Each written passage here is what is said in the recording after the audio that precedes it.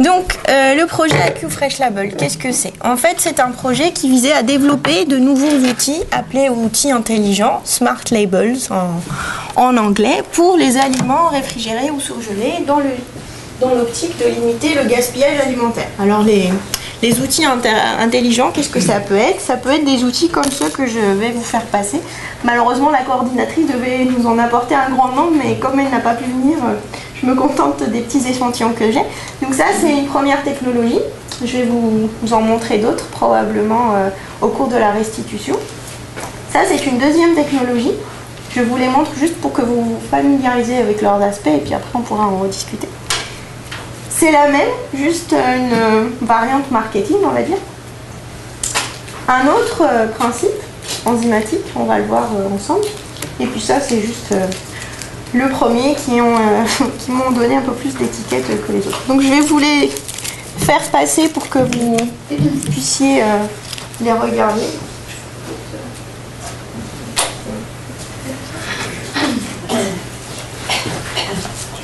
Donc les outils intelligents, par exemple, ça peut être ça.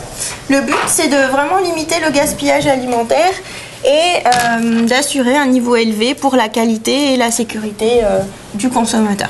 Donc ce projet fait partie du programme FP7 dans la catégorie Capabilities, donc recherche pour les PME, et puis voilà, le numéro d'agrément est celui que vous avez présenté sur la diapositive. Vous pouvez retrouver également plus d'informations sur le site internet du projet.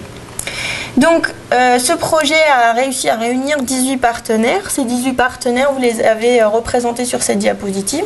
Ils proviennent de 9 pays européens différents. Et en fait, chacun avait bien sûr sa tâche dans le projet. Les objectifs principaux sont au nombre de 4. Donc le premier, c'est de développer des nouveaux outils. Donc il y avait des technologies existantes, mais qui n'étaient pas encore mûres sur le plan de la fabrication industrielle. Donc il y avait pas mal de développement pour maîtriser la température de conservation des aliments surgelés.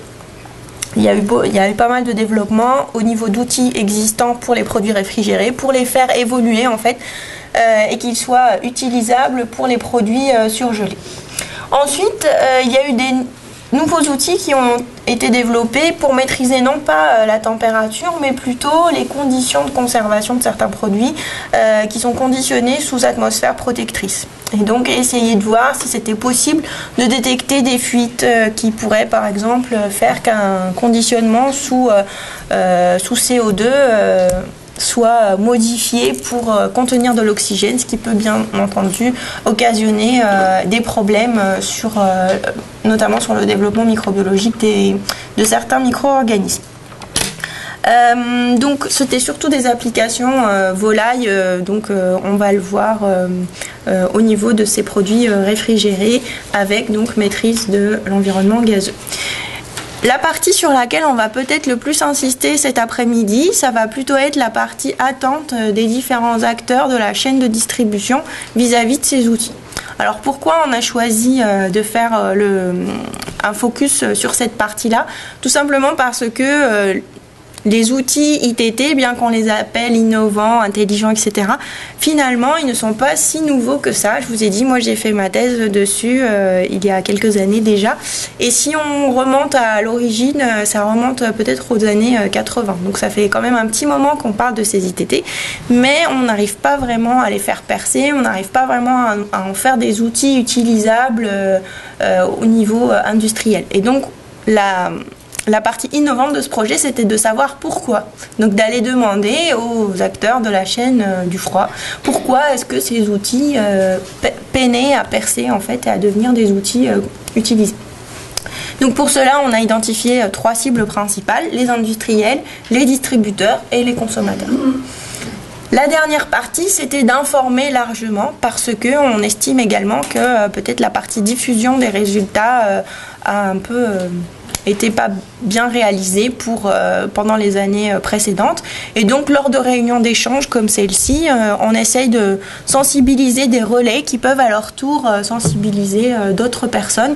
Le but étant de créer une communauté qui soit sensibilisée à ce type de produit.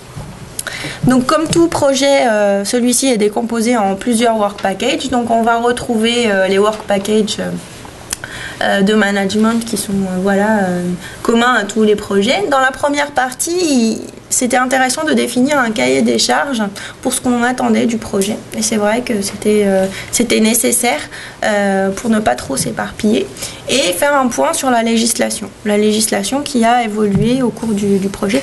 Et Monsieur Thiraud nous fera tout à l'heure un point réglementaire.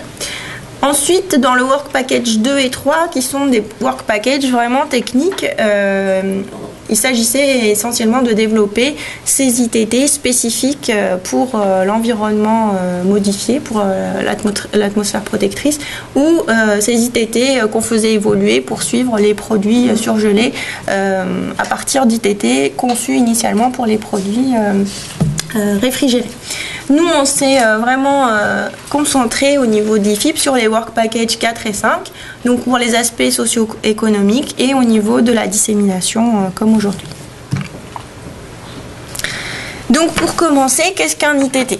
Là, je vous ai fait passer quelques étiquettes, peut-être que vous avez eu le temps de regarder un petit peu. Ce sont des outils qui sont assez simples finalement, d'interprétation, qui sont peu coûteux, donc qui n'engendrent pas un surcoût très important pour l'industriel et le distributeur et le consommateur, et qui permettent de refléter l'historique temps, température qu'un produit a subi tout au long de sa conservation.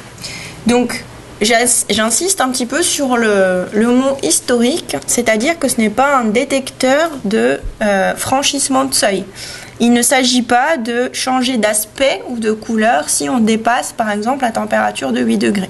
Simplement, l'outil va calculer en quelque sorte les effets cumulés de fluctuations de température pour pouvoir à la fin dire si ça a un impact ou non sur le produit alimentaire qu'il est censé suivre. Donc à partir de là, on peut imaginer qu'il y a plusieurs types d'ITT et pour un même ITT, on peut avoir plusieurs paramétrages pour coller au mieux à l'aliment sur lequel on va apposer cet outil. Donc il y a plusieurs types d'ITT, comme je vous le disais, c'est une technologie qui n'est finalement pas très nouvelle, hein, ça date d'il y a quelques années. Donc il y a ceux qui sont basés sur un principe de diffusion.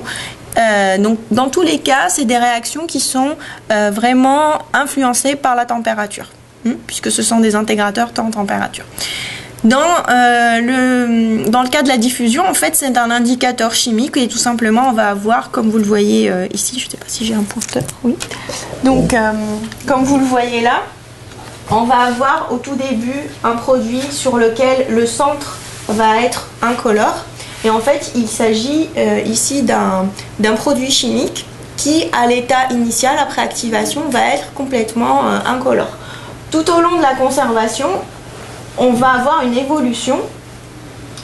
Ici, quand le centre devient de la même couleur que l'extérieur, ça veut dire qu'il faut utiliser le produit rapidement. Et ensuite, à la fin, quand le centre devient plus foncé que le cercle standard en quelque sorte, ça veut dire que le produit n'est plus bon à consommer. Et donc ça, c'est basé sur comme je vous le disais, un produit chimique qui, au fur et à mesure de l'évolution, va se colorer pour indiquer au consommateur que le produit n'est plus bon à consommer. Et cette réaction est régie par la température essentiellement. Ensuite, nous avons des ITT enzymatiques, comme ceux que je vous ai montrés tout à l'heure, qui sont peut-être chez vous dans la salle. Oui, ils sont là.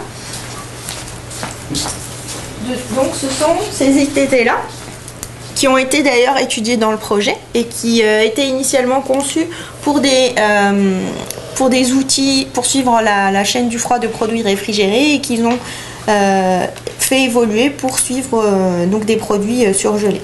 Donc ici, comme vous pouvez le voir, on a un cercle dans lequel il y a un premier compartiment.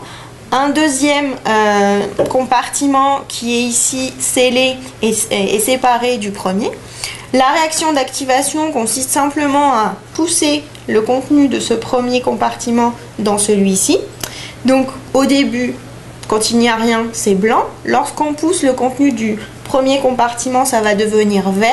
Et au fur et à mesure que la réaction enzymatique se passe, puisque c'est un ITT enzymatique, il va y avoir une libération de molécules de H+, qui vont abaisser le pH du milieu et on va avoir une différenciation de couleur du vert vers le rouge. Il y a aussi les ITT microbiologiques que vous voyez là, sur lesquels j'ai fait ma thèse. Donc c'est l'ITT EO que vous voyez là, c'est à peu près le même principe, sauf que au lieu que ce soit une enzyme qui travaille, ça va être un micro-organisme. Ce sont des bactéries lactiques qui vont être emprisonnées dans l'ITT. Et en fonction, encore une fois, de l'évolution temps-température, ces bactéries lactiques vont produire plus ou moins d'acide lactique qui va abaisser le pH et qui va faire qu'on va passer de la couleur verte à la couleur un peu rose fuchsia que vous voyez sur l'écran. Il y a d'autres types d'ITT, donc les photochromiques, les photochimiques et photochromiques, c'est ceux que vous avez là. En fait, c'est leur nouveau design. Mais avant, ils avaient le design avec le petit cœur à l'intérieur. Ça ressemble un petit peu aux ITT chimiques que je vous ai montré au tout début. Simplement ici, on va voir un peu le détail par la suite. Vous avez encore une fois l'intérieur qu'il faut regarder, mais ce n'est pas le même principe qu'ici. Dans ce dernier cas de figure, il faut que l'intérieur soit plus foncé que l'extérieur. L'idée, c'est qu'on va activer une encre thermochromique. Ici, elle va devenir colorée et au fur et à mesure de l'évolution du temps et de la température, on va avoir une décoloration progressive de cette encre thermochromique et à la fin, on va avoir le centre qui va être plus clair que le standard, donc l'extérieur. Donc on pourra ensuite discuter de la lisibilité de ces outils. Est-ce que c'est plus simple d'avoir un code couleur ou ici un dégradé? Ça, c'est des choses sur lesquelles on pourra bien sûr discuter. Alors, un ITT pour les produits réfrigérés, on peut se poser la question pourquoi? Puisque les professionnels sont tenus de respecter leurs engagements, de respecter la chaîne du froid, etc. Le souci, c'est que il arrive qu'on ait des maillons où la température n'est peut-être pas maintenue à la consigne de 4 degrés voilà. Donc, par exemple, on peut penser au transport domestique vers la maison, etc. Et on peut avoir aussi des petites coupures de chaîne du froid parce que le temps de décharger et de recharger, il peut arriver que par certaines conditions climatiques, la température augmente rapidement, etc.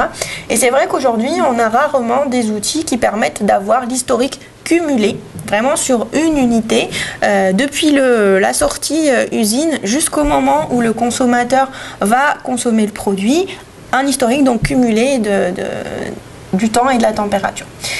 Et donc, ce petit schéma visuel, c'est une approche un peu anglo-saxonne puisqu'ils sont sur des températures constantes. Mais chez nous, en général, on prend quand même en compte la température chez le consommateur. Donc, tout ça pour dire que pour une durée de vie déterminée, pour un profil temps-température identifié, ici par exemple, c'est un profil stable de 4 degrés, on peut avoir une durée de vie de quelques jours, par exemple ici 10 jours. Par contre, si on s'amuse à prendre en compte des fluctuations de la température, bon ici c'est exagéré mais c'est juste pour la démonstration, on peut s'attendre à ce que cette durée de vie soit raccourcie.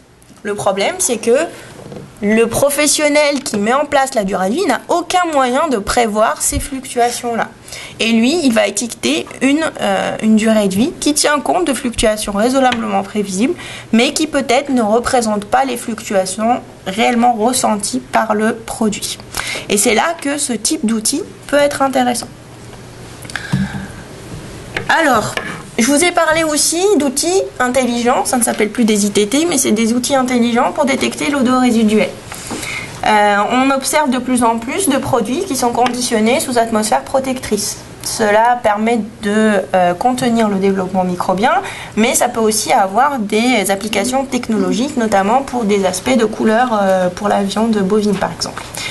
Dans ces cas-là, il est très important de maintenir un niveau de CO2 dans le paquet pour empêcher donc soit la décoloration, soit le développement microbien. Le problème, c'est que il arrive qu'on ait des micro-fuites comme celle-ci, donc parfois elles sont même imperceptibles à l'œil nu, notamment si elles se produisent au niveau de la partie scellage de la barquette, et ces micro-fuites sont responsables en fait d'une modification lente, mais qui, voilà, au bout d'une journée devient significative, de l'environnement gazeux au niveau de la barquette. Et là, effectivement, comme l'environnement au contact du produit aura changé, on peut s'attendre à ce que la durée de vie résultante pour ce produit ne soit plus celle qui est vraiment qui a été étudiée par l'industriel et qui est donc affichée sur le produit. Et enfin, un ITT pour les produits surgelés. Vous allez me dire pourquoi c'est microbiologiquement stable, on n'a pas forcément besoin de... Ce qui se passe, c'est que même s'il ne se passe pas grand-chose d'un point de vue microbiologique, on observe quand même l'oxydation des lipides, une dégradation des protéines et de certaines propriétés mécaniques comme la texture. Donc il est important, quand on a un produit surgelé, de maintenir la température de surgélation à la température de consigne. Je vous montre ici une étude qui a été faite par les partenaires grecs et qui ont démontré que dans 40% des cas, la température de conservation utilisée pour les produits surgelés était au-dessus de la température recommandée. Donc vous voyez des températures qui sont quand même assez élevées pour des produits surgelés, mais qui sont aussi compatibles avec ce qu'on peut avoir comme matériel de congélation. Alors, je vous ai parlé de plusieurs technologies. Maintenant, quelles sont celles utilisées dans le projet et pour quel but? Donc, la première technologie que je vais vous présenter, c'est celle d'OnView. Donc, ce sont ces petites étiquettes-là qui peuvent exister sous ces deux formes. Et donc, comme je vous le disais, ici, c'est vraiment une encre thermochromique. Il faut imaginer des cristaux qui sont à l'intérieur, ici, placés dans la partie qui est pour l'instant transparente. Donc, ces cristaux vont être activés par l'énergie ultraviolette. Et en fonction de l'intensité de la charge donnée, on va avoir une décoloration progressive qui dépend du temps et de la température. Donc, vous avez également au niveau de l'ITT un filtre qui va protéger des rayonnements ultraviolets du soleil par exemple ou dans les rayonnages pour ne pas fausser la réaction et qui vient simplement ici protéger l'ITT. Les partenaires du projet ont également travaillé à une industrialisation de la procédure d'activation, également de la procédure d'étiquetage en fait de ces ITT. Donc vous voyez ici la possibilité de le réaliser manuellement ou de manière automatique avec cette machine. Donc dans les deux cas, on va produire d'abord le support ici qui est activé par les UV. Ensuite, on va apposer cette partie donc filtre qui va protéger l'ITT et ensuite il pourra être apposé sur l'aliment simplement par des étiqueteuses. Donc le travail ici, c'était vraiment de mettre ces machines-là sur des lignes de production et d'essayer de voir si ça tenait avec les cadences de fabrication. La technologie VITSAP, donc avec ces ITT enzymatiques. Donc comme je vous l'ai expliqué, il y a deux compartiments. Au début, comme vous le voyez là, le compartiment est vide. On va pousser la substance du deuxième compartiment vers le premier. Elle va se colorer en vert. C'est cet état initial. Donc ici, vous avez un pH qui est assez élevé, de l'ordre de 8-9. Comme je vous le disais, il s'agit d'une réaction enzymatique et tout simplement dans le premier compartiment, il y avait un substrat lipidique et dans la deuxième partie ici, vous aviez l'enzyme, donc une lipase. Au fur et à mesure que la réaction se passe, vous allez avoir donc une activité enzymatique qui va se mettre en place et l'acidification du milieu, comme vous le voyez là, on passe de 8,9 à 6, qui va occasionner un changement de couleur puisqu'il y a un indicateur coloré, donc il va changer de couleur en fonction du pH. Et la dernière technologie, donc merci, celle qui a été développée par Bizerba et par les partenaires du projet. Donc c'est cette technologie-là. Donc il y a eu plusieurs designs. Le design définitif n'est pas complètement fixé pour le moment. En tout cas, à la dernière réunion, il ne l'était pas. Donc ici, en fait, l'originalité, c'est qu'on a 3 compartiments différents. Donc ici aussi, il y a donc une couche réactive, il y a une couche étanche qui sépare les différents compartiments. On a la couche d'aluminium et puis ça, c'est simplement une couche de signal pour la lecture. Et donc l'idée, c'est d'avoir plusieurs compartiments qui vont changer de couleur ou d'aspect de manière progressive. Donc concrètement, si on regarde l'évolution en fonction du temps, ça donnerait ceci. Donc au début, on a les différents compartiments qui sont colorés. Et il y a une décoloration progressive. Donc tout d'abord le premier, ensuite le deuxième, ensuite le troisième. Ça répondait aux besoins de certains industriels qui disaient « Moi, je veux pas quelque chose qui vire rapidement. Je veux vraiment voir l'état d'évolution de manière plus graduelle. » Et donc c'est ce type d'ITT qui a été proposé. Donc ensuite, bien sûr, il fallait voir si les ITT proposés étaient en adéquation avec les aliments qu'on se proposait d'étudier. Donc voilà les différents ITT qui ont été testés dans le projet et puis les différents produits alimentaires qui ont été suivis. Donc on a réalisé les work packages 2 et 3 pour réaliser une connaissance précise de l'évolution des outils. Et également dans ces work packages, on s'est intéressé, en fait les autres partenaires se sont intéressés au suivi microbiologique et organoleptique des différents produits alimentaires que vous avez là. Comment est-ce qu'on réalisait les mesures? Tout simplement, on réalisait une mesure de l'évolution de la couleur. Donc pour être le plus objectif possible, il a été possible de réaliser des mesures colorimétriques, donc en utilisant les coordonnées LAB, donc pour mesurer la luminosité, les degrés de rouge et de jaune.